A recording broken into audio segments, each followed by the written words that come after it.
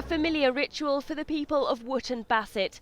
The crowds gather in the Wiltshire town, now a focal point of the homecoming of British troops who've lost their lives in action.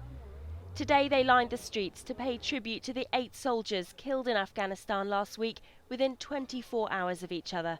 My friend, true friend, Jonathan Horn, basically went to school with him, a couple of years older than me, so I've grew up with him on the area. Fantastic guy, couldn't wish for a better person basically, and he'd have been here laughing with us today because he was that type of person. He could make any dull moment into a bright day, and we all felt we had to be here for the simple fact of JJ. For remembrance of them, what they do for us in the world. Without them, where would we be? They've given their lives for the country, and if you can't give a few minutes of your time, how much of a person are you? Before passing through the town, the coffins of all 8 servicemen arrived at RAF Lyneham.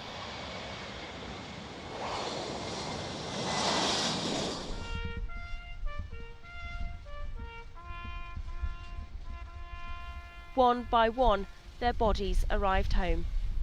Corporal Lee Scott of the Royal Tank Regiment, then Private John Brackpool of 1st Prince of Wales Company attached to 1st Battalion Welsh Guards.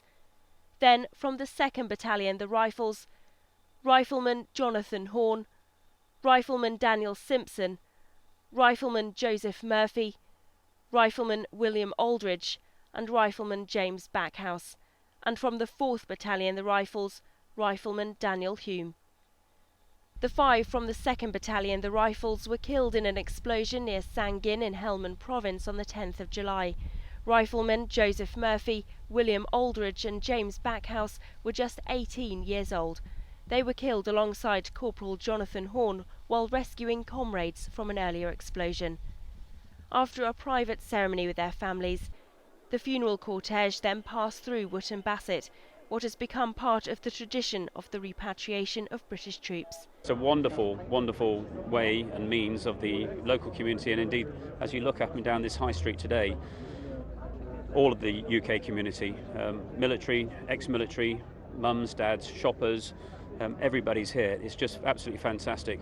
My only concern initially was how often can we keep doing this? How often can we rely upon the support of the people of Wootton Bassett, the people of North Wiltshire and the people of the UK? Well, it just seems today that we can continue to rely upon them no matter how many times. So my initial concern of a bit of compassion fatigue has been foundless. A moving occasion for those paying their respects as silence descends on the scene.